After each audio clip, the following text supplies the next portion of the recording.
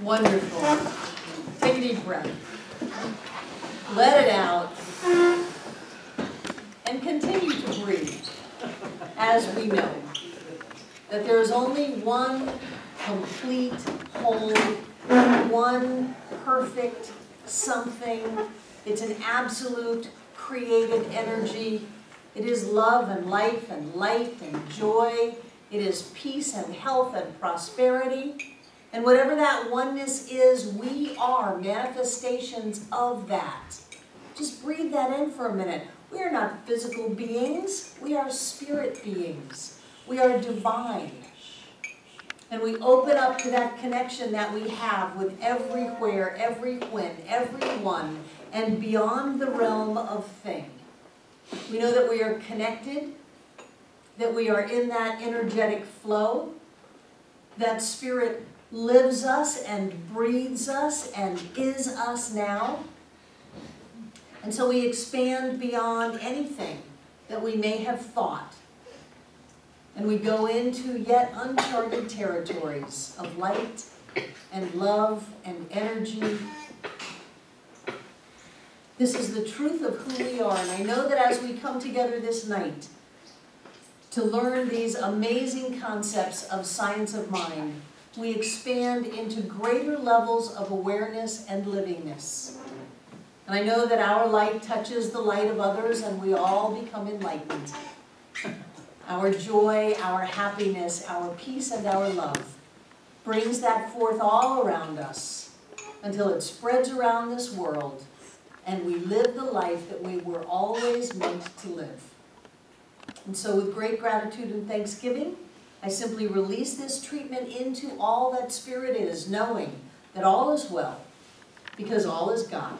And together we say, and so it is. Wonderful, wonderful. Come on in, Mandy and Melissa. Am I on? Yes. Okay, good.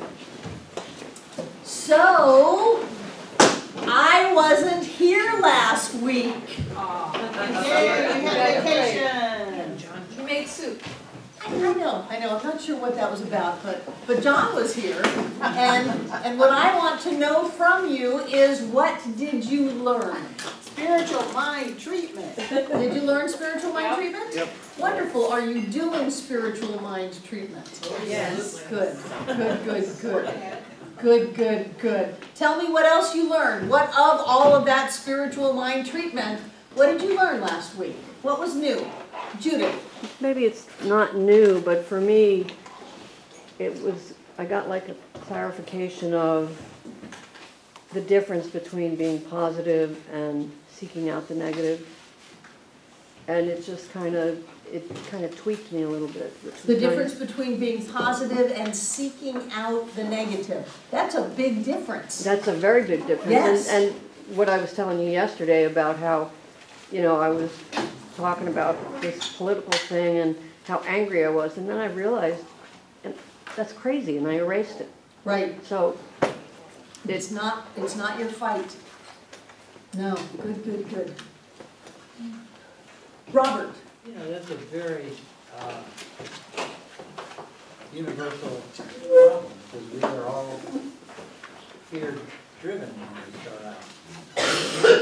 At the lower levels of consciousness, we are fear-driven. And to get to the point where we are not looking for the next danger in the road, but for the next happiness in the road, right, is a major switch. It's a major switch. Sometimes I bemoan the fact that I cannot use fear and guilt on you. But in a metaphysical way, if you don't do your treatments, your affirmations, your meditation, you're going to screw up your life. If you don't do this, then that. I can't do that. All I can do is know that all is well, that everything is perfect, everything is unfolding exactly the way that it needs to, and encourage you to look for the next happiness in the road. So, good student, Robert. I think one of the things that resonated with me, which he kind of brought up as well, is instead of thinking, oh, how terrible this and that and the other things are in the world, they're making their way. They're making their way, they're finding their way, and that was a big deal to me. It resonated with me. Good. We are all making our way.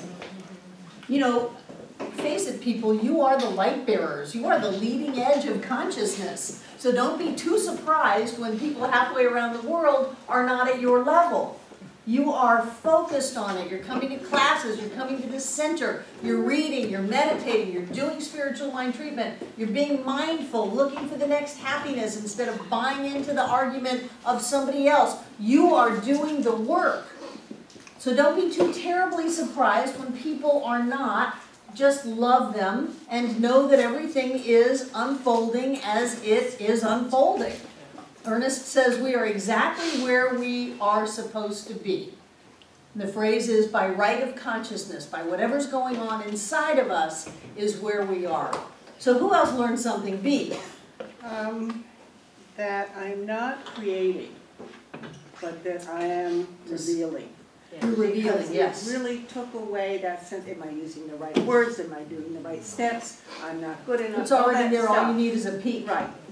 That was a little tough because we used to be called Center for Creative Living. And then we would get to that part in the textbook where he says, man never creates. Darn. We discover and use. We discover that which already is there. So yeah, the pressure's off. All you have to do is get a peek. Yeah.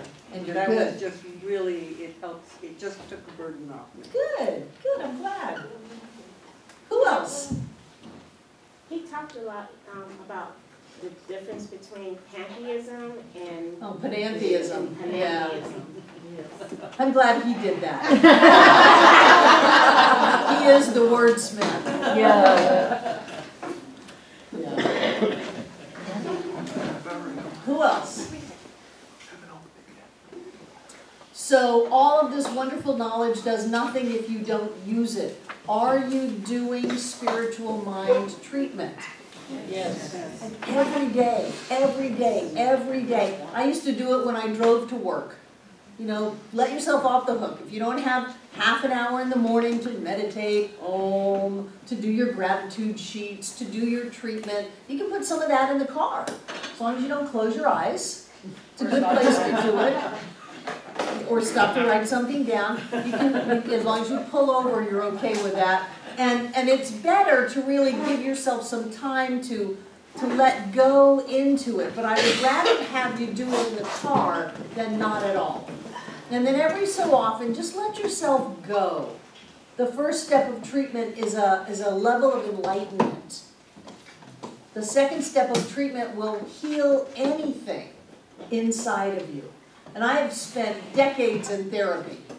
And the second step of treatment, that is that which is all that is what I am. I am light. I am love. I am perfect right here and right now. There is nothing wrong with me. There is nothing missing. I haven't done anything. There is no blame, no shame, no guilt. I am love. I am light. And if you hang out there for a while, it'll wash out of you some pretty neurotic stuff. And you'll be saving tens of thousands of dollars on therapy and drugs. And it'll wash it out of you. And it doesn't matter what you've ever done or what's ever happened or what anybody ever said about you. If you give yourself enough time to hang out in the first 2 steps of treatment, you will have a transformation inside. Because the darkness doesn't hold back the light. The light holds back the darkness. We can't bring a bottle of darkness in here and make the room go dim. We can turn off all the lights and light one match, and it will enlighten the entire room. So give yourself that match inside of you. Hang out there. Practice it. People who practice this have results. They have demonstrations. Things happen. And people who don't practice it may be able to talk about it, but their lives aren't showing it. Their lives aren't manifesting what they want. And you don't have to get all super holy about it. You know, demonstrate that parking space that you want. Demonstrate what you're looking for. Demonstrate that the day in the office is easy and happy and that the people around you are supportive. Demonstrate whatever it is you're looking for. You don't have to do world peace. Just begin to get the connection that you're manifesting your life. We're still finishing up the chapter on the controlled conditions. And get that sense that you are the one manifesting your life. And I know you can micromanage it. I'd rather have you micromanage it than not manage it at all. And then like 2 weeks ago, I'd rather have you step up into more of an absolute kind of a consciousness that says it's my job to see the divine in everything. That's my job, is to see as God sees, to see with God eyes. And to see that perfection. And he says all you have to do is keep looking until you find it. Look at every illness long enough that you see health. Look at every discord long enough until you see harmony. Just keep looking at it, find it, work it, find it, until you can get, well, what if? What if it really was okay? What if it really did work out? And then you start seeing that show up. So I don't want you to be the kind of people who come into this teaching and they talk about it, but they don't do it. And for that to happen, you got to do it. There's no two ways about it. Nobody else can do it for you. You're the one who has to do it. But I tell you, if you get a glimpse of that something, it will change you at a very deep level. Very, very deep level. Anything else you want to say about last week?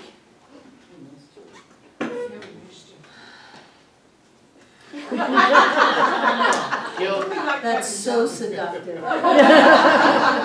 True. Maybe someone shouldn't have treated for John to be here. Why? Wasn't that a great thing? Yes, it it was. Yeah.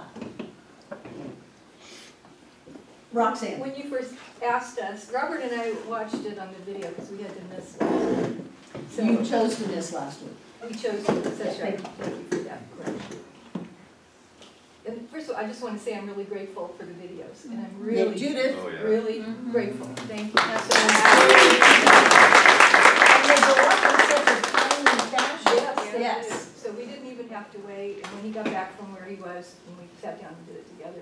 And when you first said what stuck out for you, it was exactly what you just talked about. That it was just like John was saying the same thing. Do it daily, make it part of your spiritual practice. And for me, that shifted from a situational thing when I had an issue to fix sort of thing into that spiritual practice.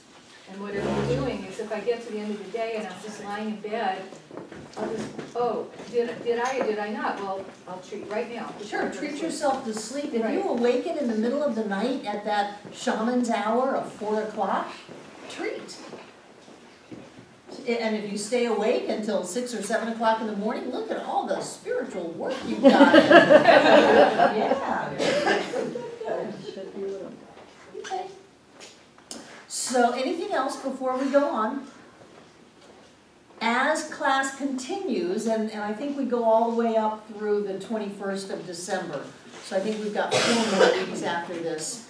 As class continues, if you've got questions about your treatment work, please bring them up and ask them. You say Okay? after class?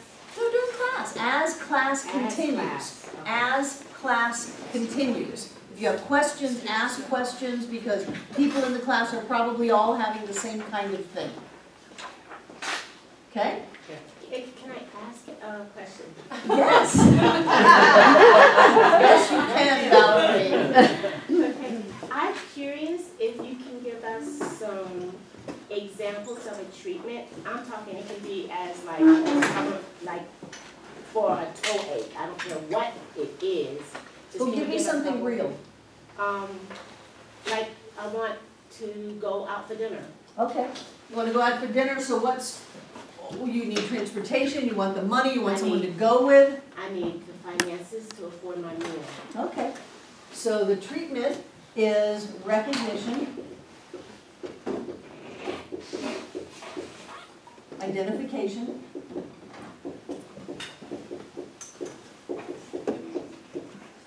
affirmation or realization,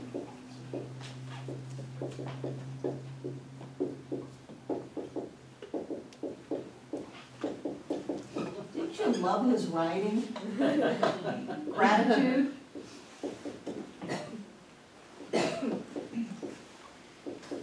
gratitude and release.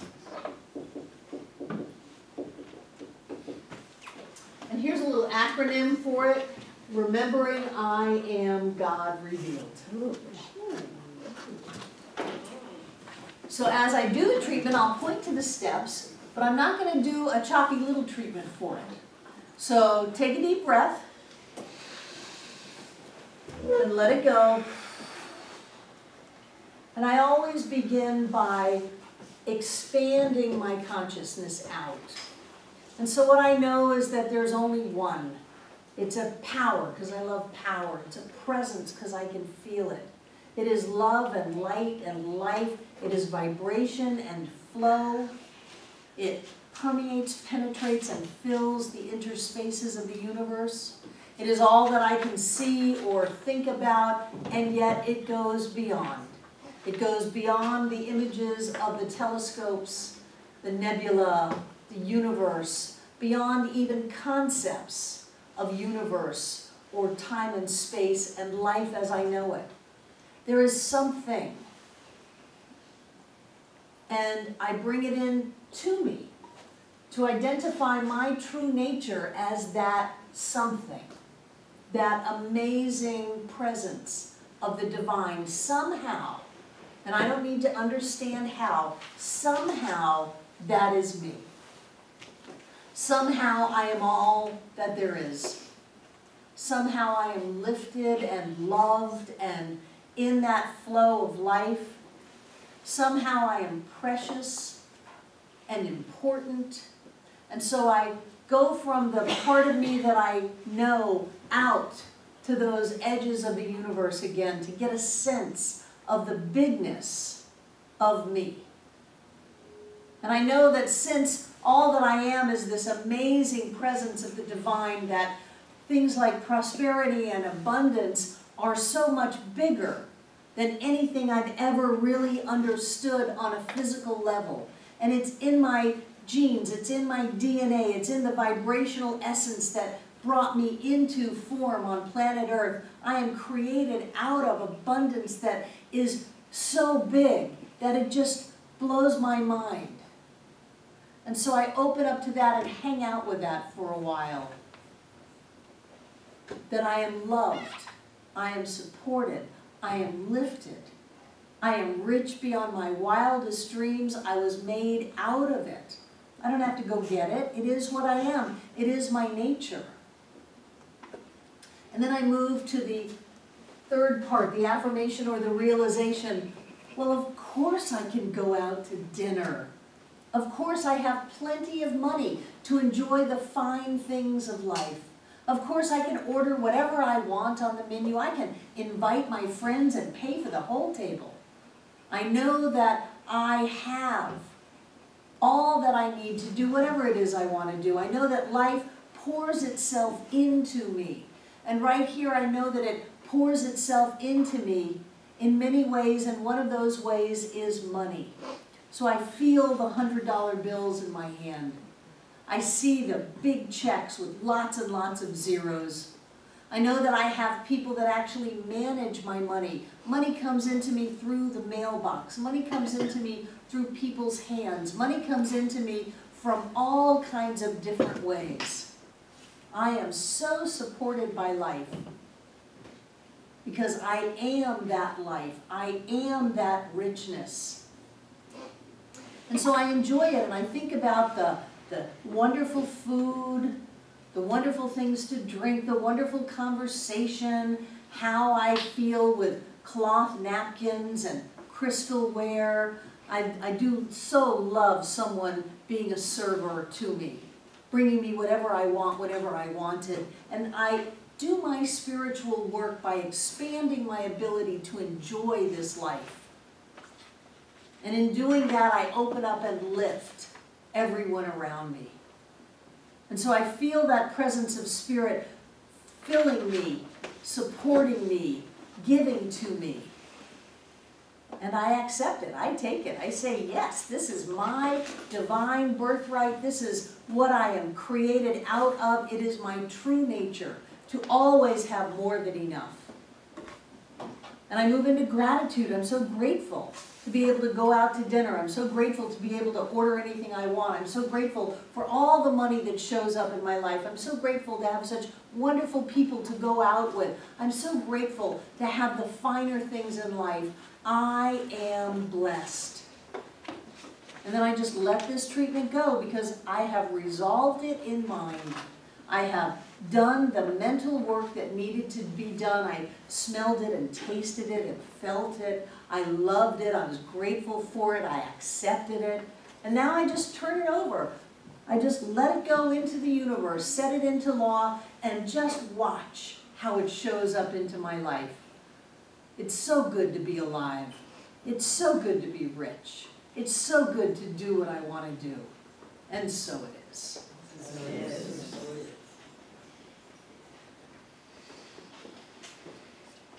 See how you danced in it, sat in it, tasted it, convinced yourself.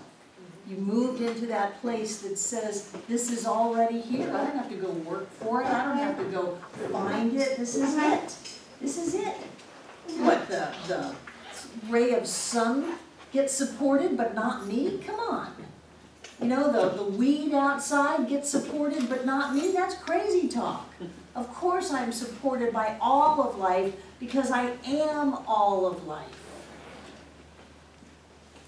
You're going to be going out to eat a lot. Did that make sense? Yes.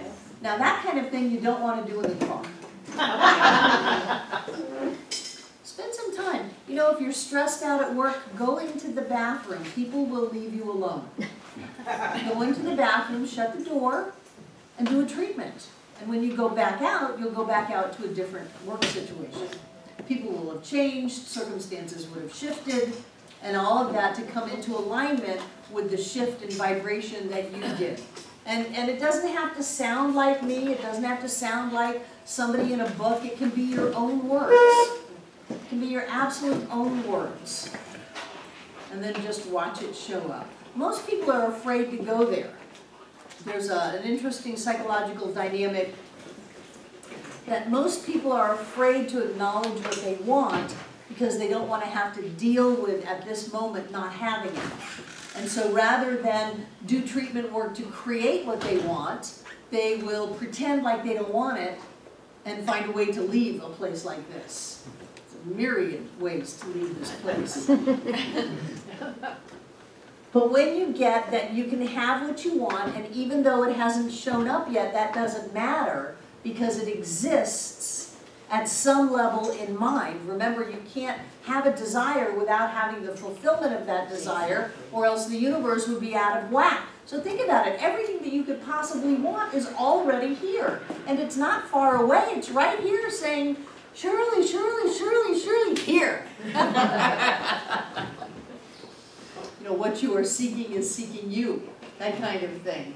So if you can handle knowing what you want, and then handle the mental state of affirming it and claiming it and making it real and staying on that, even though something around you may be saying, oh, you're crazy, that's never going to happen. Usually that's people. If you can handle that, you will manifest that. Why do you think we do that treatment every Sunday? I do that treatment at least one time a day, every day. I'm going to do that treatment until I hold up the mortgage to this center and it's paid off. Why wouldn't I? Why wouldn't I do that? Oh, it's just too hard. No, it's not. Being poor is too hard. Not having enough is too hard. Getting a hold of your thought to where you can create the magic and the miracles in your life, that's not too hard. Yeah. Yeah. Yeah. It's not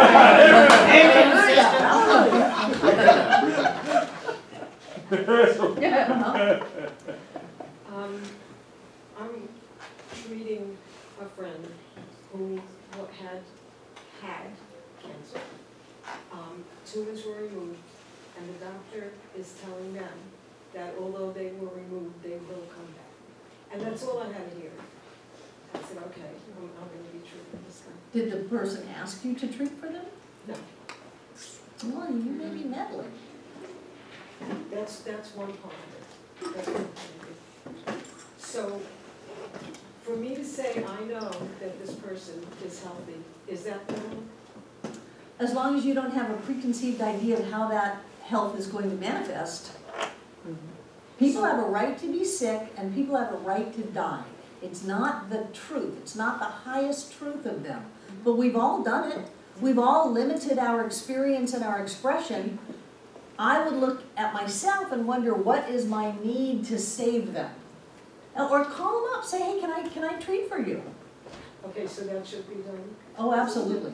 Okay. I've asked people who had cancer if I could treat for them, and they've said no. Okay. People in this center.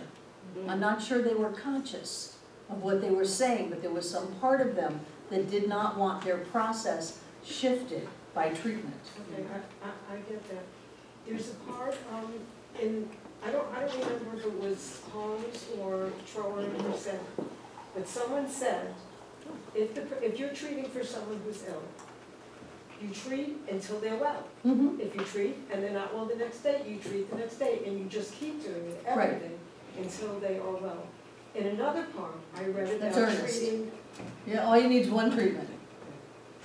But the reason given is you're now releasing it, and you're trusting the universe to take care of it. That wasn't Ernest.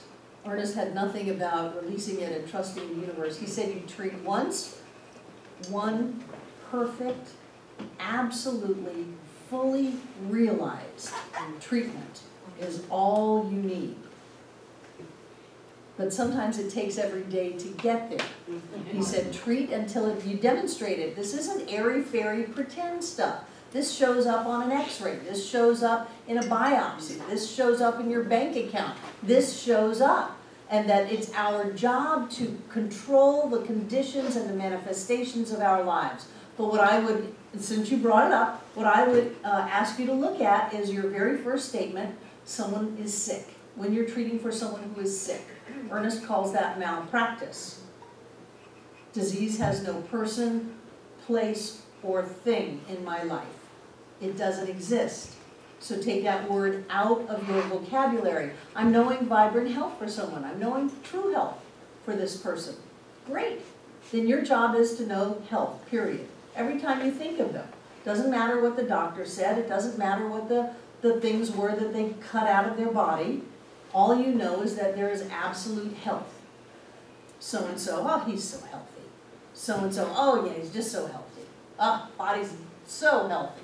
He's all energized, he's all enthusiastic, he's acting like a kid again. He's so healthy. That's it. But as soon as you dabble with illness, it's so seductive. Then you've got the bad doctor. Then you've got the diagnosis. Then you've got the things that they took out. You know, then you're in it. And you can't go there if you're going to know total health. And just that's why Ernest said in I think it was lesson 4, turn away from the condition. Turn away from it. Don't talk about it. Don't think about it. And that takes mental discipline. No, poor baby. You know, we get treatment requests all the time. Do not tell us the story. Know with me that. I teach you that. When you go up to the circle, all you get is know with me that. Not this is why, this is the story, and I see people over there just telling the story like crazy. It's very difficult to let go of that condition and move into a different state if you're all caught up in the condition. So turn away from the condition and stand in the presence of the divine. So even to think of someone as perfectly healthy, without any details, you're saying that you should still get their permission for? Yes. Yes. Yes. Yeah, communication is great. You know, and it may give that person great comfort to know that you're treating for them, that you're praying for them, that kind of thing. You can use that word, it's okay. Most people have no idea what a spiritual mind treatment is. Don't be a spiritual snob, tell them you're praying for them. What is your name? Paula. Paula. Well, 2 things, and the first is about asking permission, but it's about a friend of mine who told me that she had been praying for me, but not spiritual mind treatment. The other kind of prayer. I can't hear you, Paula. The other kind of prayer that a friend of mine told me one time a year or two ago that she had been praying for me. I hadn't asked her to pray. Right. And it was upsetting. It felt, I know it wasn't spiritual mind treatment, so that may be a different thing, but it felt very invasive to me. I didn't like it, and I had to talk to her about it. Great. She had her own agenda in mind, and she was praying for a certain outcome, so we talked about it. That's meddling. Someone praying for a certain outcome in your life without asking you is meddling. However, they can't affect you unless you welcome it in and open up the door and roll out the red carpet. People can treat for you all the time, pray for you for whatever, and you don't have to take it in. Yeah, I'm still working on that because I don't know if that's ego, I don't know what that is, but I have this real resistance going. I don't like it. Don't pray for me. You're still working on what? On letting people pray for me. Well, you don't have to let anybody treat for you or pray for you. You don't have to. I don't care. People say, I'm praying for you. Say, great. You know, all the mojo you want to put my way. Conversely, there are a lot of people in Asheville that are not thinking positive thoughts about me and what I am doing with you. Supposedly, I'm leading you all to hell. So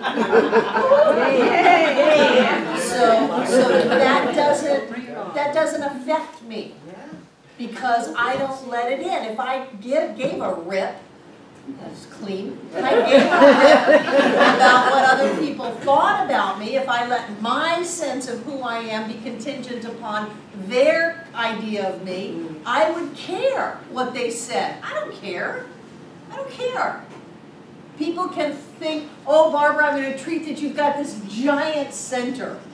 I'm going to have the center that I want. And frankly, I've completely outgrown the need for a 5,000-seat auditorium, which I had in my 20s and 30s. I would have thought that this size center was a failure back then. It was so funny to hear people say, oh, this is such a big center, and I'm thinking, really? I thought this was a wonderful, cozy little community in Asheville. So, you are the captain of your ship. You determine your destiny. Nobody can make anything, nobody can lay anything on you unless you bring it in, but you don't have to let people, you don't have to encourage people to treat for you or pray for you. You can't stop them. If somebody's going to try to do that, you can't stop them. What are you going to do, gag them? So just know that you're in charge of your life. Okay, then I have one more.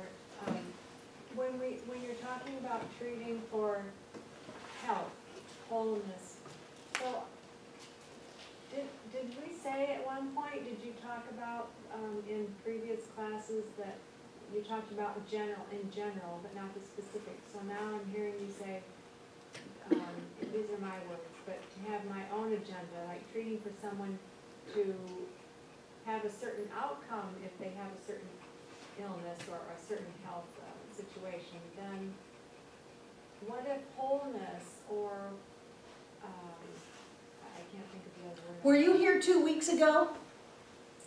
Yes.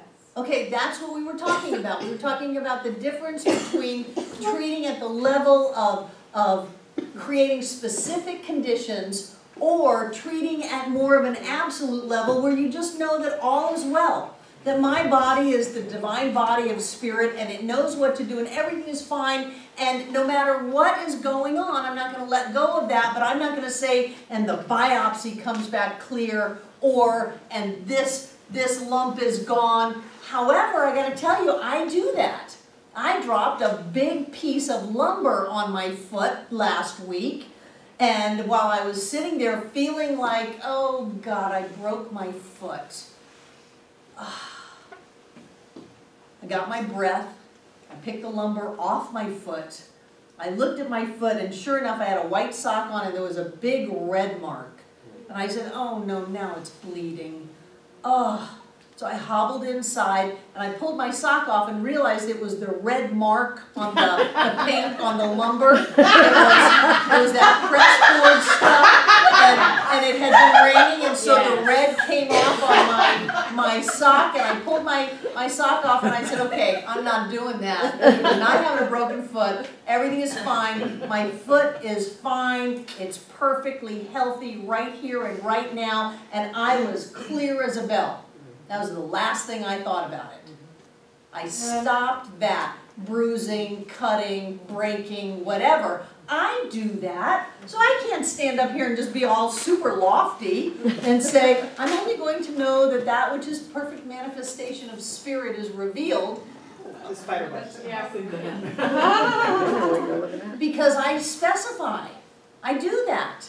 But it's a better spiritual journey not to micromanage every last little creation of our lives and to try to get a bigger picture, to see through the eyes of God, to see that everything is unfolding perfectly and wonderfully. But nobody can lay anything on you that you don't want laid on you. It's like the only reason voodoo works or Santeria works is that people believe it works. If they get up and see a dead chicken hanging from their porch, they think something terrible is going to happen. And I grew up in Miami. This stuff really does happen.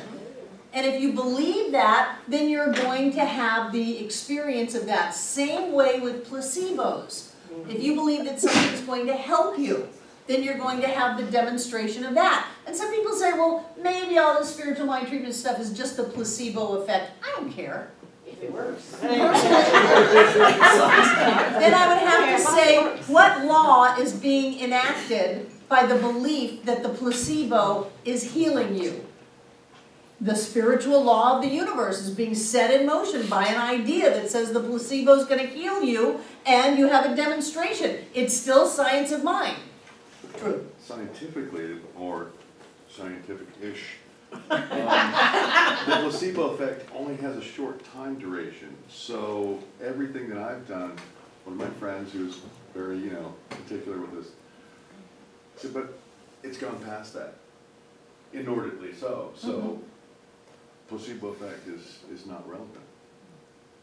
What do you mean it's gone past that? What it? Well, the knowing, the demonstrations and everything else, and the feelings and that, and being in the oneness and everything going that you're treating for, or So just connect the dots with, how does that relate to what you're saying about the placebo effect having a limited shelf life?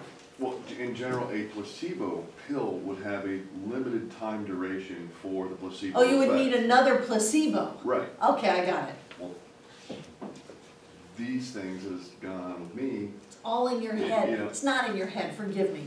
It's in mind. It's in mind. Shuffling off the Exactly. So And people technically, who- it's like, this has all gone past any placebo effect. Everything we've demonstrated, all the things the good that. The placebo effect is simply the demonstration of a thought. And that is what we do. We demonstrate thought. So why not be really clear and picky about the thoughts we want to demonstrate? Be picky about it. It's like we just painted a room next door. Painting a room is a lot of work. Let's be picky about the color. Before we go through all of that work and spread color everywhere, let's think about the color. Let's not just grab whatever's on the shelf. Let's think about the thought that we're going to manifest, because we will manifest that thought. And when you are looking for the negative, not seeing the next happiness in your road, then you're going to manifest that. And life is hard. I keep cleaning up my language. Life is hard when you live that way. Right. When you're constantly bitter and angry and resentful and tense and afraid. When you live that way and you manifest that, life is hard. So put the extra effort in the beginning of the day to do your spiritual practice, to have some gratitude, to do spiritual mind treatment, and then watch how your day gets easier and better. And then at the end, go ahead and clean it up, do some forgiveness work, let yourself and everybody else off the hook, do a little more meditation or treatment, and drift off to sleep, and watch how your days get better and better and better. And some people want to have, the $1 million drop down in their laps in 1 week. And then if that doesn't happen, well, phooey, they're done with this. That's absurd. what happens is our lives get a little bit better and a little bit better and a little bit better and a little bit better, and every so often we have a giant demonstration that everybody's jumping up and down about. I'm pointing at Fran in the back. Every so often we have that, but the norm is that we're just happier and healthier and more prosperous and more loving, and life is just better because we've taken control of our thought process and we have chosen what we're going to plant in the fertile soil of mind, what we're going to set in motion, how we're going to have our life be. And that's the real work. Now, I don't give you any points for being able to suffer more than someone else. That's someplace down the road. This is all about how much good can you take, how much love can you have, how much joy can you experience. That's your job. And you have I think, you have a spiritual responsibility to all of the other people who haven't known this yet to bring a little bit more light into the world instead of adding to the darkness and the confusion. Anybody can do that. That's no great shakes. Your job is to bring in the light. Your job is to see the news reports as a treatment request, as a prayer request, and know that everything is unfolding just the way it needs to for where we are. The only place we can go is into God, because God is all that there is. The only place we can go is into love, into life, into joy, and that's what's happening. And then you can go to bed. Otherwise, just don't turn it on. Really. Anything else about treatment? Play with it. Find your words. Find the words that are yours. What means something to you?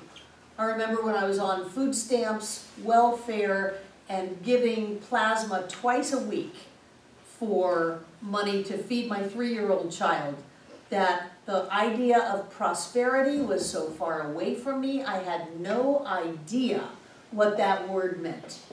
The idea of abundance meant nothing to me. Money, that meant something. I didn't even have a checkbook. At that time it was $10 a month for a checkbook. That was way out of my price range.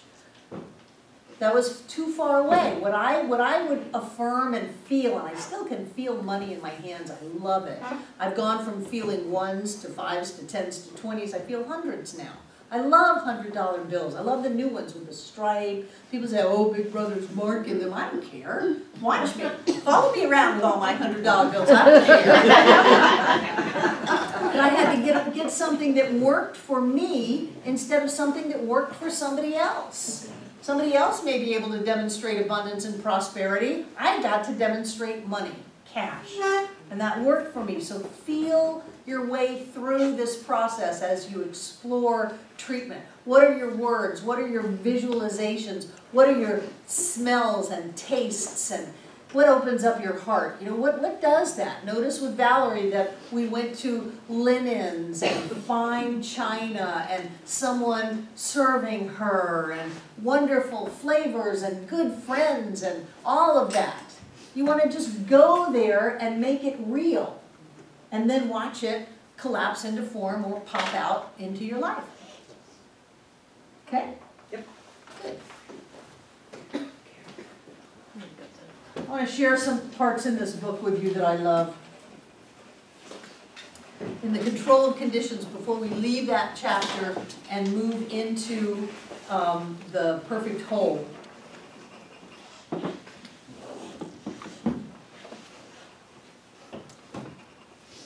On page 192. In the middle, he says, we have looked at some things and they have looked evil to us.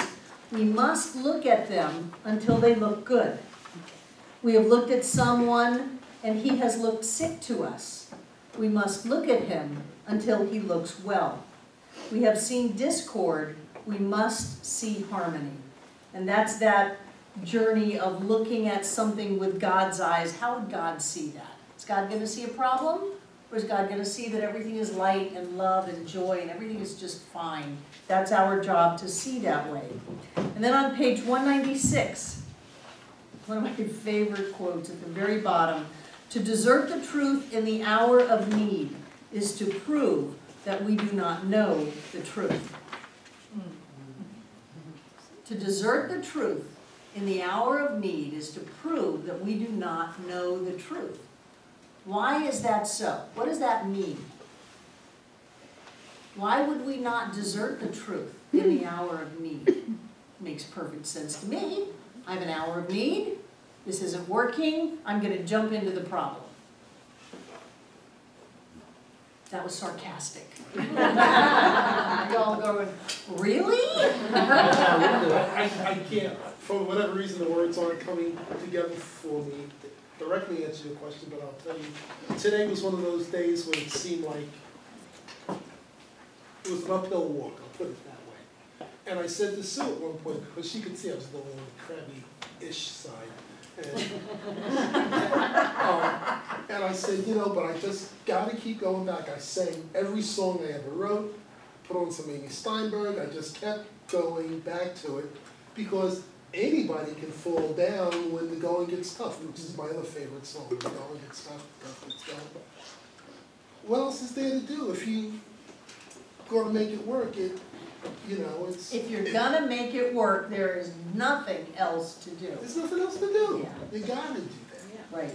You know, and every time I did, it brightened up for a while, then the next thing happened, you know, but that's not even the point. In some respects, it was just about repetition, just do it, do it, do it, do it. It's like lifting a weight. You know, God, I just lifted it. Really? Yeah.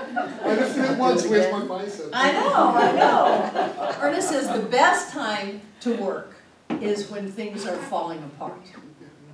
That's the best time to work. Because if you understand truth, when things look like they're falling apart, that's the time you grab hold of it. That was my talk yesterday about the, forgive me all of you people who freaked out that we talked about the Bible.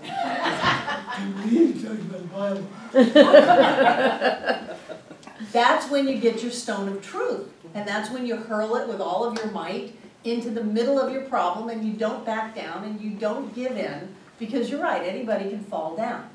Anybody can be miserable. It takes something to be happy. Yeah, but you can be happy, and it doesn't take that much. It takes a lot less to be happy than it does to be miserable. Good. I love this, this chapter. Again, one of my most favorite quotes on page 201, the top of the last paragraph. Nothing is real to us unless we make it real. Nothing can touch us unless we let it touch us. Refuse to have the feelings hurt. Refuse to receive anyone's condemnation. In the independence of your own mentality, know, believe, and feel that you are wonderful. This is not conceit. It is the truth. What can be more wonderful than the manifestation of the infinite mind? Nothing is real unless we make it real. People will come up to me with all these problems, especially relationship problems. Nothing, that didn't have to be real. That didn't have to be real. You made it real. Well, did you see the way they looked at me? No, I'm seeing with God eyes. I saw this beautiful being of light and love, and you took that and you made it into something that is not serving you. Nothing is real unless you make it real. Nothing can touch you unless you allow it to touch you. Nothing can hurt you unless you allow it to hurt you. You cannot be hooked unless you're hookable. You can't. You cannot be hooked unless you're hookable. So people come in and they go, boy, I really bit. Well, you're hookable. If you're hookable because of the law of attraction, somebody's going to come along and try to hook you. Somebody's going to come along with this great example of why you should be angry. And you can only be angry if you have an ability to be angry just floating around in you looking to land on something. So nothing is real unless you make it real. I really want you to remember that. Nothing means, it only means what you say it means. So if you're going to say what it means, have it be something that is good. Traffic's backed up on 26. Boy, isn't it great that I didn't get in that crash. I have legions of angels slowing me down so that my path will meet exactly where it needs to meet with the perfect and right people that it needs to meet. I don't even know what's going to happen. I am changing somebody's life. It may happen 10 years from now, but it's at this point that I stopped that allowed all of that to happen. It only means what you make it mean. Make it mean something good. Make it mean something that lifts you up. It always happens. Never catch a break. Always. Well, you can have that life if you want it, because it means what you make it mean. And nothing is real unless you make it real. So look at the things in your life. What don't you want? Stop making them real. How do you make it real? How do you make real things you don't want? By believing it. By believing it. What else do we all do? We complain about it. Yeah. Every time you complain about something, it's like a chair that you put quarters in. Mm-hmm. It's like you just put all these more quarters in there and you have to sit there until they run out, unless you want to change your thought. So what are you making real? What are you complaining about? What are you focusing on? What are you creating in your life? And you know, there are plenty of relationships that did not have to split up if people wouldn't make so much real. Well, that means, no it doesn't, that means that they don't care about me, that they don't respect me, that they don't honor me. Well, that means that they're a dirty, rotten rack and fratchet and I'd be better off without them. No, you won't. Ernest says, stay in the situation until you clean it up. And then if you still want to go, go. But anytime you leave an upset, you carry that upset with you. And then you're just out looking for more people to make it real and make it mean something, that something's going on against you, because you're hookable and you're going through life with that I'm being done wrong and pulling in all these people to do you wrong because you made it real. You are the one in charge of your experience. Jane? Well, when you share your bad news with other people, I think that strengthens the bad. Hallelujah, Jane. Your life has done you good. You are absolutely correct. And what you can do instead of even just stuffing that bad news is turn it into good news. Yeah. Turn it, something wonderful is happening here. Something wonderful is happening here. And then you get something wonderful. We give all of our power away to all these first world problems. Your cell phone's not working correctly. I don't have time to go to US Cellular and have them look at it. Woe is me. Come on. Nothing is real unless you make it real. Nothing can touch you unless you allow it to touch you. It only means what you make it mean, so make it mean something good. Sandy. I actually just realized something with what Jane said. Lately, whenever, well, I haven't called several of my friends in a while because I want to have good news to tell them. So I avoid complaining about other things. You have to complain? Can't you just say, I just was thinking about you and thought I'd call and say hello, Becca and I are doing so well. It depends on who it is, because they know, they've known me all my life, and they can tell, okay, what's really going on. Yeah, and then you say, this is what's really going on because this is what I'm making going on. And you know, sometimes I don't call you because I don't want to complain, and I'm practicing calling you and talking to you and not complaining because I'm not going to complain. My life is going great. I have a wonderful place to live. I'm married to a wonderful woman. I've got 2 great dogs. I'm happy. Publix opened up right down the street for me. Everything's going great. How's it going with you? Oh, all this is going up. No, part of that not complaining is not listening to it. Do you have something great to tell me? I find just, that's why they call me blunt. I find that just putting it out there is the best way to do it. Yeah. And you're not some weak, helpless person. Oh, I can't talk to them without complaining. Yes, you can. Yes, you can. You are the captain of your ship. You decide what comes out of your mouth. At the time, it was easier to just... It might have been easier, but that doesn't mean you can't. So watch what you say. What you said is, I can't. Right. But I don't believe that. I chose not to. Good. Good, you're exercising choice in your life. It's okay to choose not to. It is. Some people you can't get into a conversation without them getting negative. Some people. No, it was me. It wasn't. Let's re-look at our word can't. Can't means won't. Of course you can get into a conversation with someone without them getting negative. You say, I'm not listening to negativity. Do you want to keep talking? You know, put your quarters in me. How much time can you go without being negative? Of course you can. People say, well, I couldn't do this, I couldn't do that. Of course you could. Of course you could. If your child's life was depending on it, you would figure out a way to do it.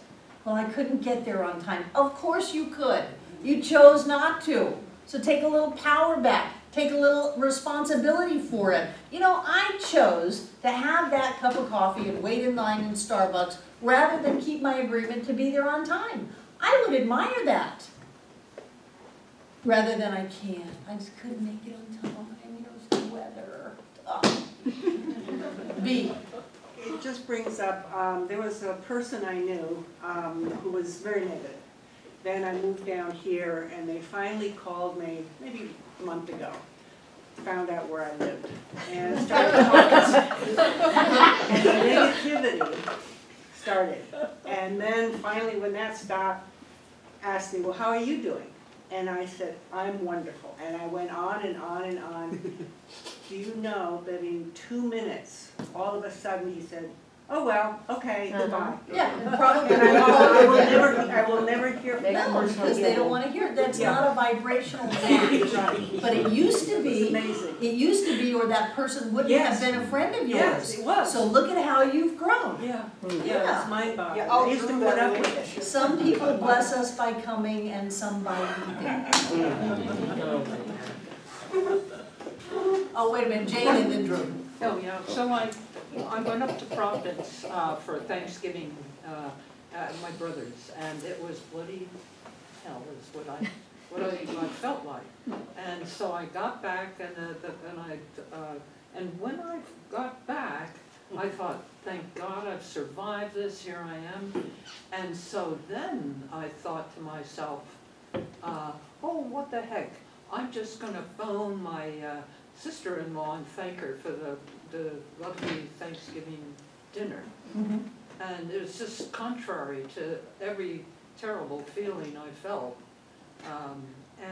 But I did, I gave her a call and I thought, she's probably gonna start yelling at me again. But I gave her a call and you know, she was thrilled and I thought, oh, and I feel that I actually did it for myself. You did. More than her. You did. But she was pretty happy herself. Good, good. I don't know what happened there, but you came back better. So thank you. Better? Yes. Better. Better. But honestly, Facebook though, they suck you in with kitten videos and. They, who's they? Those people. Those Like me. I've had so many people come out of the woodwork and go, we haven't seen you online for a while, what's wrong, is anything wrong? I'm like, dude. All good. Yeah. It's like, I don't have the need to be on Facebook. Right. I'm like, I'm very voyeuristic. I like to check in on you guys. Oh, at least got engaged. Yay! Like. Robert. Well, I think a happy discovery for me is the positive use of desire. As a born and raised Christian and Buddhist, and desires were considered to be the sins of ego. Right. And As if there's anything wrong with ego. yeah, Edwina Gaines said something. She had a nice little phrase, which I can't remember, but she said, desire is Spirit's way of leading us into finding out who we really are. Right. I like the Latin day of sire father, of the Father. It's Spirit whispering in your heart, go this way. Yeah. And you have a responsibility to be happy, to be wealthy, to be healthy, to live a good life. If we can't do it here with all that we have, what hope is there for people who have real problems? You know, you're supposed to go out. You're supposed to be happy. You're supposed to buy stuff. You're supposed to give money away. You're supposed to live the good life. You're supposed to do that. It's not bad. It's not wrong. You're lifting the vibration of humanity into greater amounts of joy. You're not supposed to use your good to lord over people and put them down and make them wrong. You're supposed to lift everybody up, but you are supposed to do that. You know, the flower that doesn't get enough sunlight and rain is going to die. And then what is all of the countless seeds and fields of flowers that died within them? That's not good. That's not part of evolution. That's not part of the plan. That's backwards. That's dying. That's resisting. So you are supposed to live, and you are supposed to live well. It's your job to do whatever you need to do inside of yourself to make sure that happens, which is to have the discipline to think the thoughts, to feel the feelings, to not be hookable, to not buy in, to get up and sing every song you know in the face of things just continuing to be surprises until you come out of it. That's your job. Let's take a break. Now, lesson 4, the control of conditions. And before we do, I just want to make sure there are no last-minute questions about that lesson. You good? Cheryl. So when you said that, like, you specifically treated for your foot, you did that for you. Yes. You wouldn't do that for somebody else because you wouldn't know what they would need or what would. Well, if they ask me, I will. If they ask you. Like a lot of times people will ask that. They're going in for biopsies. Okay. And they're nervous. They're scared. They don't want it to come back malignant. You Right, know, but life would be a lot easier. But you wouldn't make the assumption that. No. What I do is know that whoever it is, if they've come into my awareness and I feel compelled, and often it's with the mama helicopter, which it is no accident, it flies right over this parking lot all day long, back and forth. What I'll do is I'll visualize the inside of the helicopter, know that it's filled with white light, know that whoever is in there has everything that they need to do whatever it is they choose to do. And that way, if it's, you know, their grandmother helping them over to the other side, then that's what they have. If it's getting to mission and having the emergency surgery or whatever, then that's what they have, but that's not my business. Okay, that's what I thought. Okay. Yeah. And I've really tried to move this community away from using this amazing teaching to micromanage every freaking little detail of their life so they don't have to feel uncomfortable, instead of opening up to this idea that says we live in a spiritual universe. We are all God beings. There is only love. Everything is great. Everything is wonderful. Of course there's more than enough. Of course we're healthy. Of course we're happy. That's the truth of us at the highest level. And for me, that is such a better use of time than trying to say that, you know, the Piggly Wiggly has the can of corn I'm looking for on sale. That's the level that you can use this for, but I'm not thrilled when I go there. Any other questions on the control of conditions? You've learned affirmations. You've learned spiritual mind treatment. You've learned that, yes, it's acceptable, although not completely encouraged that you manipulate the details of your life, and I would prefer that you rise above to a higher level. Transcendence transmutes. It does not rectify. That means we're not trying to fix it. We're trying to rise above to a greater reality, to see through God's eyes, to experience the world in more of an absolute level. That is, that everything is divine, everything is fine, every person, every situation, every experience is all the unfoldment of spirit into form. But if you've got a treat that your foot's fine, go for it. And then rise up.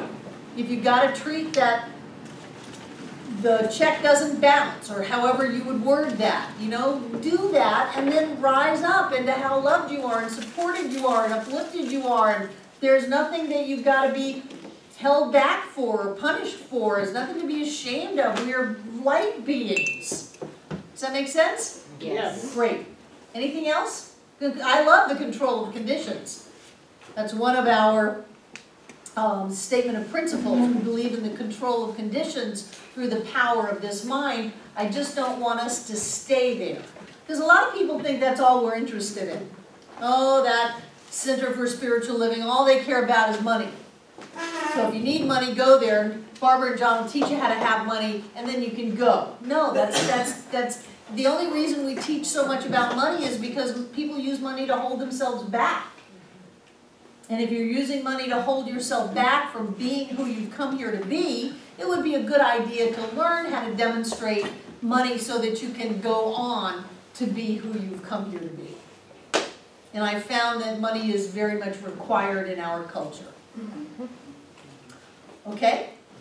Okay, we're going on to lesson 5. I love this lesson. It is the perfect whole. It talks about mystics. It talks about being in that realm where you see through the veil. It talks about being the light, seeing the light, experiencing that. It talks about that part of us that is not physical. It talks about that greater us. And I love that. I love the way he goes from the control of conditions. Okay, let's handle that. Now let's move to some juicy love, light, spirit stuff. And one of the things he talks about is how everything is within. That it's all within. That the only God you will ever see is the God that looks back at you from the mirror. That if you're looking for God, the place to look is inside of yourself. And so if you look inside of yourself and you find something not God, you know, in traditional languaging we would say we find the devil, we find evil, we find sin and mistake and darkness and all this stuff that they tell people they have within them, then you're never going to have that experience of connecting in that blissful state of light and love to spirit. So you look inside of yourself and you've got to find the presence of the divine within you. And for me, this is very cathartic and very, very healing. You know, Science of Mind has a lot of psychological healing in it. And psychology is the study of the spirit, the psyche. So when you look inside of yourself, and that's why spiritual practice is so important, and you start to find some expansion. You start to see a little light. You start to feel your heart open and you feel some love. Then you're opening up a doorway within you to contact that greater reality. And you're only going to get there through yourself. You're not going to find it in a book. You're not going to find it in a workshop. You're not going to find it in Monday night class here. The only thing that this center can do is point you to yourself and encourage you and support you in looking at yourself, in being in you, but not just I'm going to shrink down and just be little old me. No, you're going through to open up a doorway between who you think you are and what you think life is about and that greater reality that is spirit is everywhere. It's a universe of light. It's vibrating and moving and all is well and there's great joy. That's the real thing that's going on. And so what we want to do is we want to connect with that. We want to feel that. And the only way to feel it is inside of yourself. And you can't get it from anybody else. Nobody's got it. You're the only one who does. And so if you've got it and you want it, then go get it.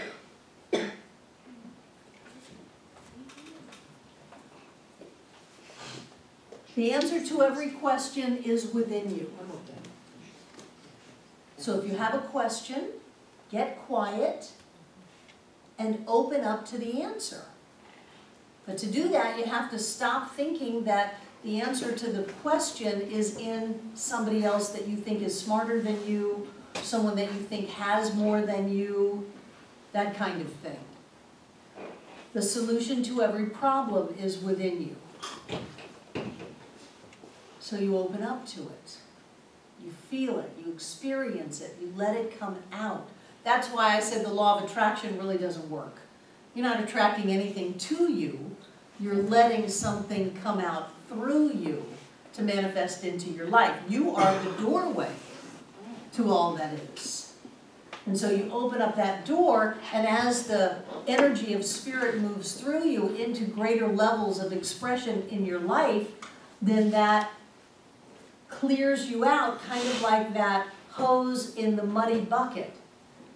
As the pure light of spirit, the pure love of the divine moves through you, then it washes away. And I think that's what that baptism, being reborn thing's all about. You know, it's an easier visual than the phoenix rising from the ashes. We don't have to burn up. So I think we were all witches before. We do the fire walk. It's all controlled and clear, but we don't have to just inundate our psyche with the idea of the phoenix. So let's go with we're being washed clean of whatever we thought was wrong with us, because when you open to that, it's like it fills every little nook and cranny with light and love. It transforms the energy of skeletons in the closet, things that we think we have to hide from the world. It shifts us. And as long as we're trying to find it in a therapist, in a lover, in a car, or money, or the new diet craze, then it's always outside of ourselves. And if we reach outside of ourselves, we miss opening up that doorway within us. Now we can create it on the outside, and we can believe it is on the outside, that it's this product that made me whole. But it's not. It was your choosing to project it onto this product and your belief that it would make you whole that made you whole. But I tell you, if you can find that place inside of you that is the doorway to all that is, it will give you so much more than any product or person or item could ever give you. Because the person, the product, and the item is limited. And it will give you what you have decided it will give you. But when you open up and you step into that realm that the mystics step into, it is so much more, because it's not your conscious mind trying to specify the conditions based on how you think you're going to feel more comfortable. It changes you. It just changes you. He talks about mystics that have seen the light that physically go blind for days because they've seen the true light. They can't see on this plane for a while. Everything is inside of us. And when we stop trying to get it from the outside, then we find a doorway to something bigger than whatever it was we were trying to get. So, and this has happened. Treat for me that I get Dr. So-and-so for the surgery because that's the best doctor. Now you can do that. And in that paradigm, you're going into surgery, you're believing that you've got the best doctor, and then that best doctor gives you the best circumstance of that surgery. That's one way to do it. Another way is to open up to that presence of spirit itself. And watch and see if there's a surgery. If there is a surgery, with that presence of spirit, whoever the best person for you in that room is, will be there. Whatever the thing that's most in alignment with that presence of the divine will be there, even if it's not the one you thought it would be. So we limit ourselves based on our preconceived ideas about how we want to micromanage our lives, or we open up to this idea that says, I see the presence of the divine. I feel it inside of me. Well, you arrogant ass. No, this is spirit. This is spirit moving through me. I see with God eyes. I feel with God love. I look at the world totally different now. That's where we want to go. And so yes, he gives us control of conditions. First, he talks about man's relationship with the spiritual universe and gives us kind of our place. And then he talks about law and how that works. And then he brings us into this is the way you can manifest, but this is who you really are. And that's where we are now. This is who you really are. You're a mystic. You're a mystic. Each and every person in here is a mystic. Even Adave and Michaela, they're mystics. You, Adave, you are a mystic. Oh.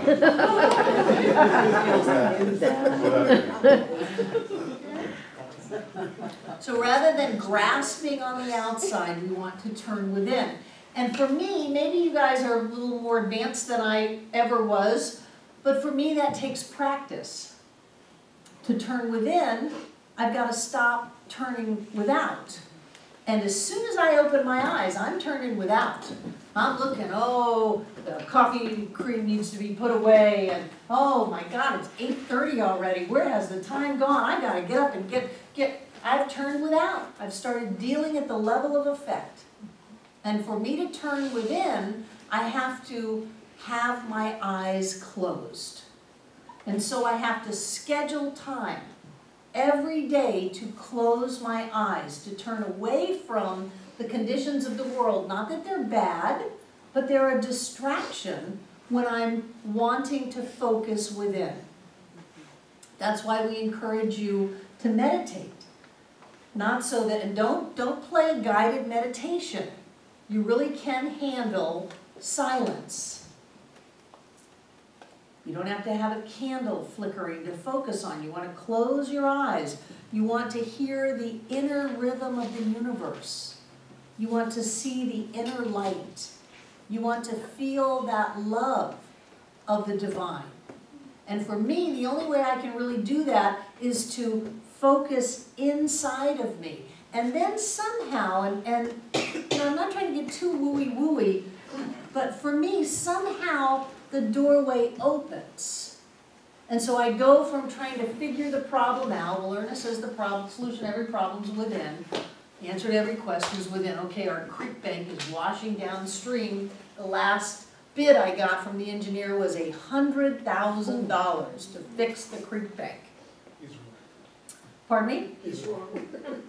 No. That $100,000 is not bad or wrong. No. See, I can't make that wrong. God wants to drop $100 grand on me to fix the creek bank, and I'm fine with that. But if I try to find the solution on the outside, like to go pile rocks up or something like that, that's not going to do it. If I go out to try to get money for it, that's not going to do it. What I have to do is I have to know that there is a solution to every problem, an answer to every question, and it is within me. And so I go in there, and I stay with that until I have no anxiety about the creek bank.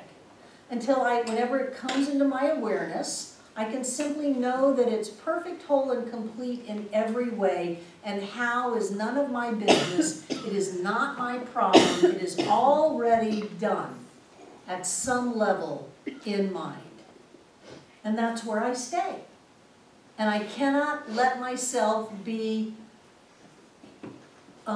shaken from that point, or I will jump hook, line, and sinker into energy that will then create more problem. Does that make sense? So in this idea that it's all within me, that inside of me is the doorway to the infinite, and it's my job to open it wide and to stand there with one foot in the physical world and one foot in the spiritual world, and to live my life from that vantage point. That's the world of the mystic. The mystic is not psychic. Not talking about psychism here. He will spend quite a bit of time on psychic phenomenon. Ernest loved psychic stuff. He went to table tappings and he went to psychics, and he said that if you're going to study mind, you have to study all of it. You can't say, say, well, this is the good part, and this is the bad part. He loved that stuff. He said he sat in a chair once, and a cup of water floated through the air from the kitchen into the living room and was placed in his hand. He drank it, and then it went back. People love that stuff. We love that stuff. But that's not what we're talking about. We're talking about going within and opening up a doorway to allow a greater awareness of the presence of the divine, to see the world more clearly when we open our eyes, to leave those things that are not, I don't want to say that they're not important, but they're not serving us.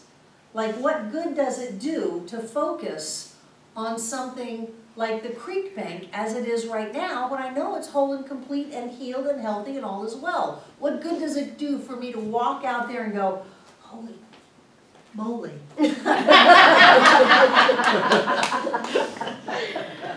Holy moly, 3 more feet of land has just been washed away, you know, and then there are all the implications to the French Broad and all that stuff. Does no good to do that.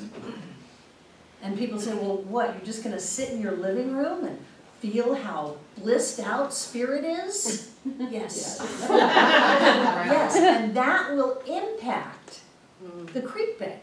And this is a half-baked cake, so you're kind of coming in the middle of it, and a lot of people don't know what's going on out there, but watch and see what happens. I don't know what's going to happen. I don't know if a spaceship's going to come down and zap it all or what. I don't know what's going to happen, but something will happen because truth known demonstrates.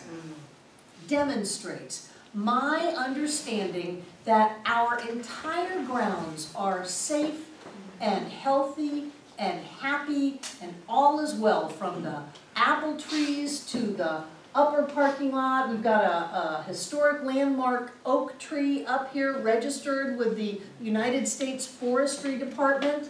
This oak tree is 450 years old, has Civil War soldiers buried under it. To the daffodil by the driveway, to the groundhog that lives here.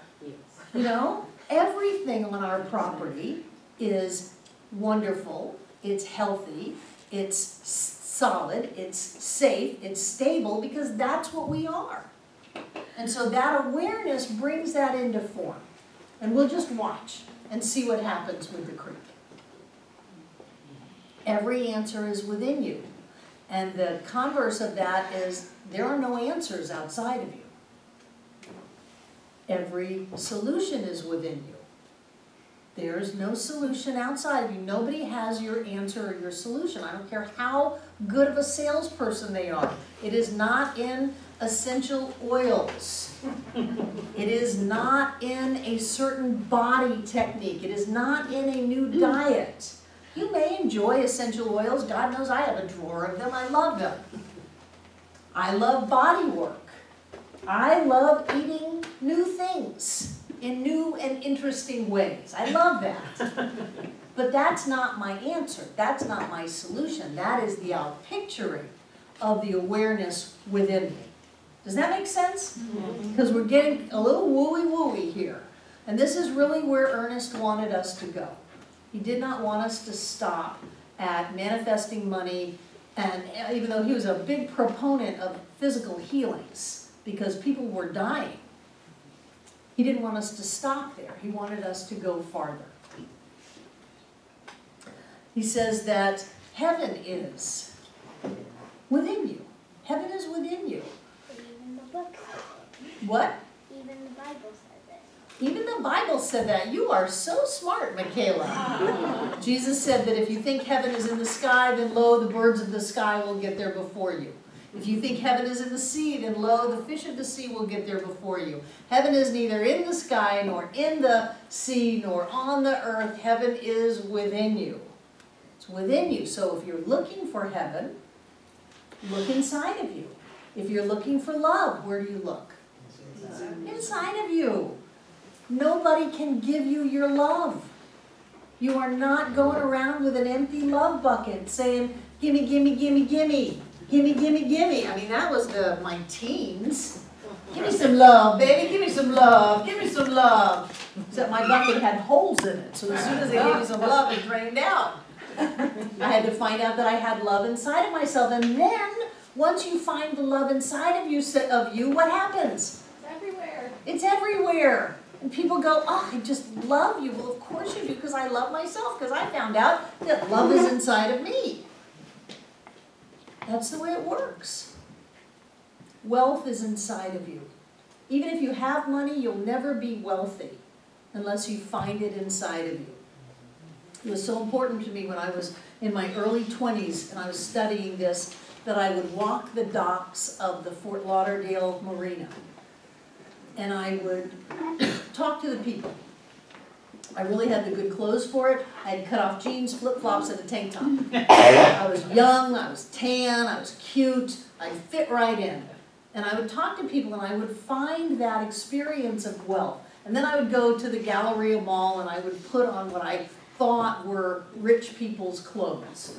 The older that I get, the more money and wealth that I have, the more I realize that rich people look like everybody else. For that matter, the richer you are, the more you want to blend in. That's why khaki tan and white are so used in the wardrobes of the very wealthy, because they don't want to stick out. They don't want anyone to say, wow, you've got millions and millions of dollars, can I have some? They don't want to go there. They want to blend in. And when I started to feel that and feel what it's like to go out when I wanted to go out, to order what I wanted to order, and that doesn't mean you pick the most expensive restaurant just to prove a point, or order the most expensive thing on the menu unless you want that. But every time you say, boy, I'd really like to have this, oh no, I can't have that, then you're looking outside of yourself for that which is within you. And everything is within you. Does that make sense? Mm-hmm. Mm-hmm. Has anybody had that experience of the doorway? Yeah. Yeah. It's a good experience. It really is. It helps me to look around and see none of this is real. You know, and I'll put gas in my car and go home and fix dinner and things like that, but none of this is real.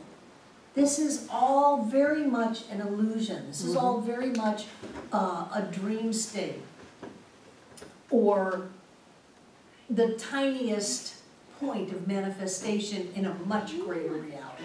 And it's good for me to be able to go into that greater reality and to get a sense that there is so much more to me than my body, than my age, than my name, than my job, than my bank account, than my car, than my dog, you know, than my husband. There's so much more to me than that, and I'm not just saying it, I know it. I know it because I spend the time with my eyes closed, feeling into there. And I'll grant you, there may be many a day where you don't get there. And it may take a long time before you even have a glimpse. But it's worth it. The glimpse is worth it. Okay. I've been thinking through a lot of the classes about feeling, thought and feeling. Some of the teachers of the similar teachings, like St. Germain and Abraham, they talk about thought and feeling, and it doesn't seem like it's a lot said specifically in Ernest Holmes' writings, but everything you've done tonight is, even before you started using the word, it was about how it felt getting into that place, that feeling state shows us that we're moving into that higher consciousness. Right. Right? So I had the thought of, so in a way it seems like when we're going inside, we're sort of not isolating ourselves, but just becoming within ourselves. But it's really, the door is really to the one mind that we're all part of. Right. Right? So that you're in there not really thinking about the creek, but you're in the participation with all the other minds in the one mind. And somewhere, someone else who has, say, an issue to preserve creeks can pick up an inspiration to come and help this creek. Right. And you didn't even have to ask Land for of it. Sky and River Watch. Yeah. Mhm. And it wasn't like you had to place an order, or they had to go looking for you, and they might not even realize how they ended up here doing this. And if I feel like I'm getting guidance, I'll take action. Yeah, yeah. I mean, that's the dance. You're opening up, you're hanging out in the infinite, and yet you're functioning in the world, but there's an overlap. And so if you're functioning in the world and all of a sudden you get a message to Barbara, a message from the infinite, call Land of Sky, they've got millions of dollars to put in this creek, then I should call. I should call and not be attached. Know that I'm just doing whatever is mine to do, but I'm hanging out in that awareness that the presence of God is all that there is, and that the solution is here and now because it always is. Doesn't matter what it is, it's always here and now. Does that make sense? Hi, Eva. Can you talk a little bit more about the doorway? About what? The doorway? The doorway, when you close your eyes, when you stop hearing things on the outside, there is a sound inside. Sometimes for me it's an expansion and contraction. An expansion and contraction, and it has like a beat that goes with it. There's a sound inside. Maybe it's the blood rushing through my ears, I don't know. But there's a sound inside, there's a feeling, there's a light that you see. And for me, that's the doorway to all that is. And so I leave my physicality behind and I step through the doorway. My job is to stay there as long as possible without having a goal or, okay, that's been 30 seconds, kick ass today. You know, not like that, but just to stay there and to appreciate this, you know, cool rain, warm sunshine, this thing that is different than life in physical form. The only way I know to do it is to do it. And so you always start off with, how long am I going to have to do this? I don't feel anything, I don't see anything, I don't hear anything, there's no doorway in me.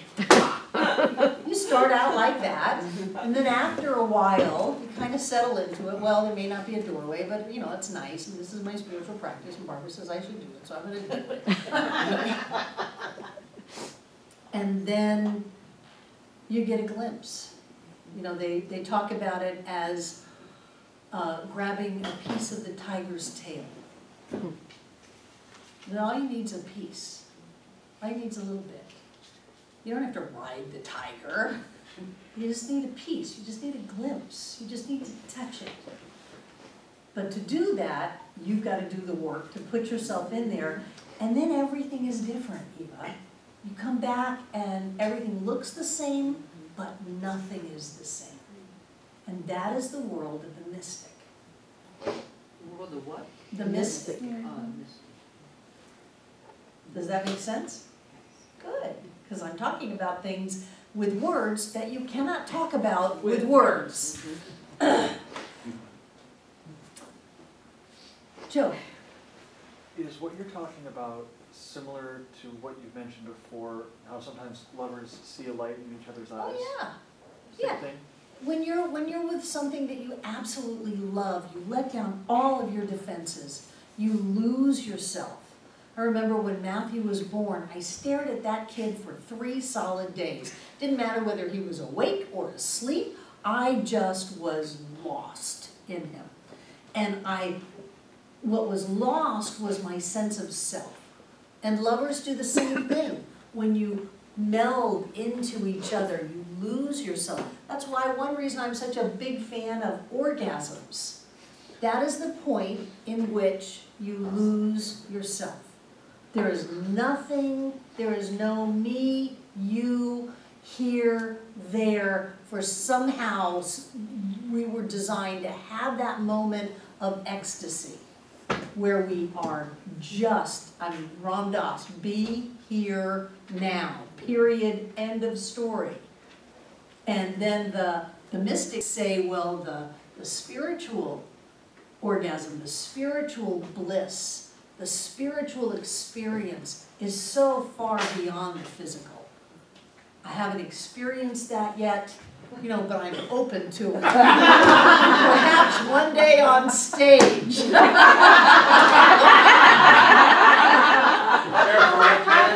Yes, when you let go of who you think you are, then you can touch who you are. Yes.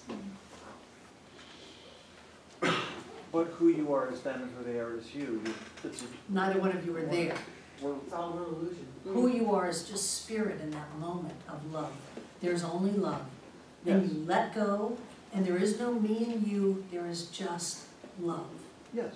Yeah, yeah, that's who you are. So you let go of who you think you are. I'm Joe.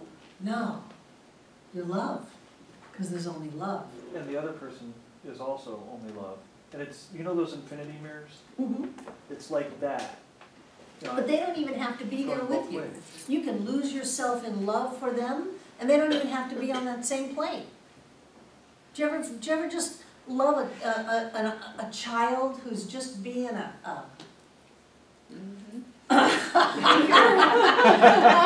just acting out and being in their thing, and you just are overcome with this love of them, and you just lose yourself in that moment in the love of them, and they're not matching your energy. They're still being all pissy, but you just lose yourself in love. And to lose yourself in love, I mean, now we're getting to Hafiz and Rumi and the mystics of the world that have said, let it all go. Dance with the beloved. Let that be your calling in life, to experience love, that nothing else matters. Well, you know, for me, other stuff matters in that I want to be able to go out when I want to go out. I want to be able to have what I want to have, do what I want to do, go where I want to go, but I want to do it with love. And so it's my job to practice letting go of all of the limiting ideas, even that this is real. This is not real. My body is not real. You are not real. The only thing that's real is love. The only thing that's real is light. The only thing that's real is joy and bliss. And when you do that and you bring it back into your life, then bodies are healed and things show up, contracts close, houses show up, money is here. It all is just this beautiful unfoldment. There was a story of a teacher, a Hindu teacher, in the yoga stories we're going to. Hindu teacher lived in this beautiful palace and had all of had all of his students at his feet, and somebody came up to him and said, oh, well, it's so easy for you to be so peaceful and so loving because you live in this palace and you've got all of this stuff. Let me see if I take you out into the forest and drop you off. Let me see what will happen then. So the guy took the teacher out and dropped him off in the middle of the forest. And he's out there, no food, no water, no palace, no shelter, no nothing. And he's just meditating. And someone walked by. And they started this connection. And the person was so transformed by being in the presence of this teacher with all of this love and all of this joy, that he said, what are you doing out here? You need shelter. You need a place. I will call my servants. And he called his servants, and they brought out the palace and the servants and the food. Because when you stay in that energy, that which moves through you into physical form is of such a clear, high vibration that it's going to manifest in alignment with that. You can use this teaching out of fear and upset to make things happen in your life. But you'll know that they're happening in fear and upset. And it's just not worth it.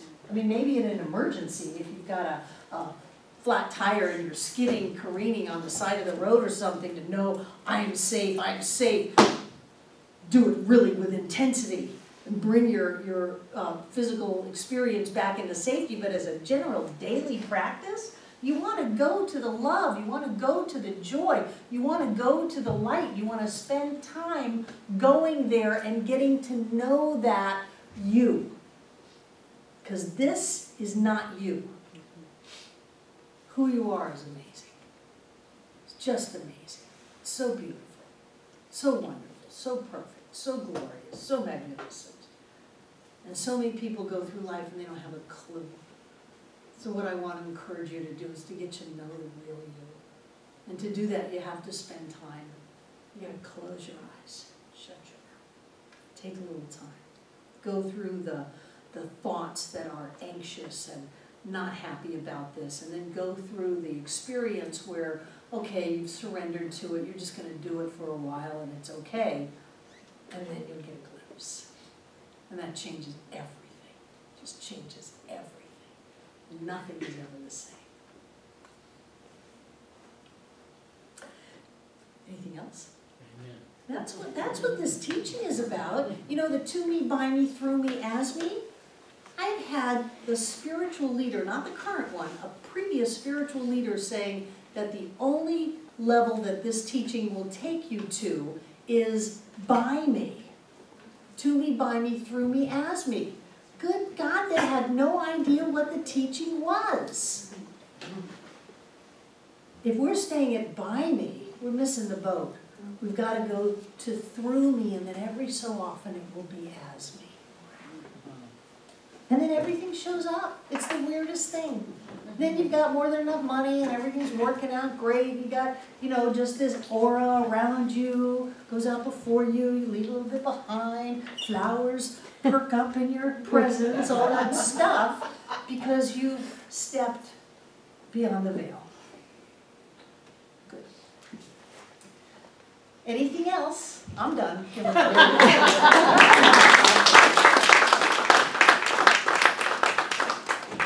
What you're going to give. Oh, we're decorating for Christmas tomorrow at 1. And if anybody, particularly tall people, would like to help tomorrow, there's the third section on the tree that typically we've needed someone 6 foot to get up there.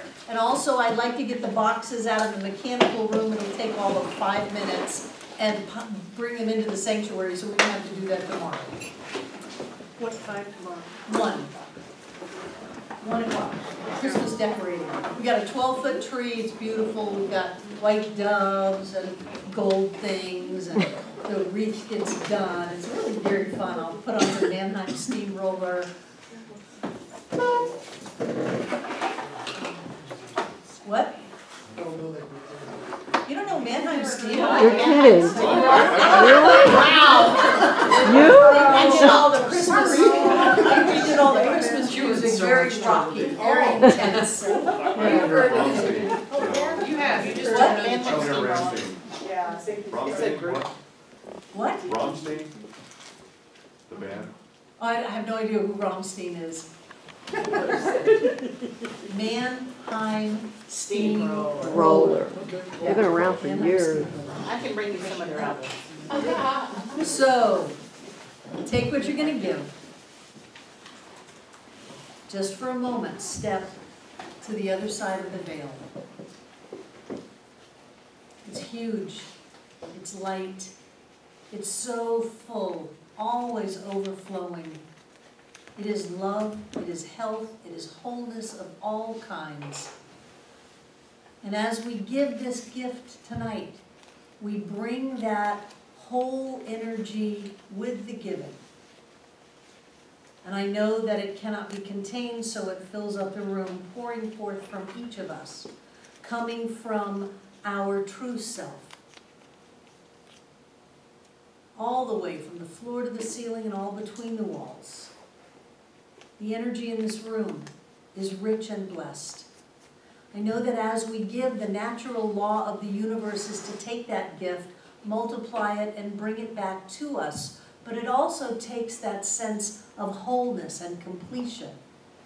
And it multiplies that and brings it back into our lives. We always have that sense that there is an infinite supply moving through us, out into our world, filling every nook and cranny, every checkbook, every account, every pocket, every wallet. We have more than enough in every moment.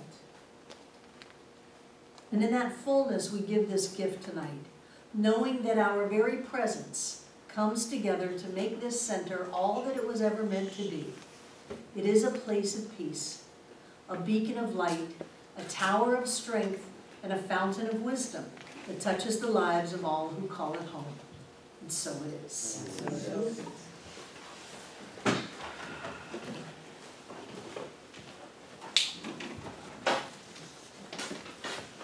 Hold that energy. Feel Spirit pouring forth through us. Blessing us as it moves out. Blessing us as it comes back.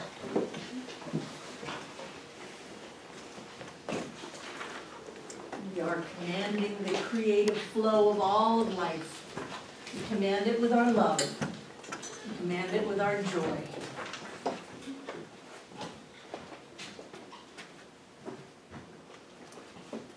And I know that everything in these baskets is blessed. That in that process of giving, the best of us touches this center.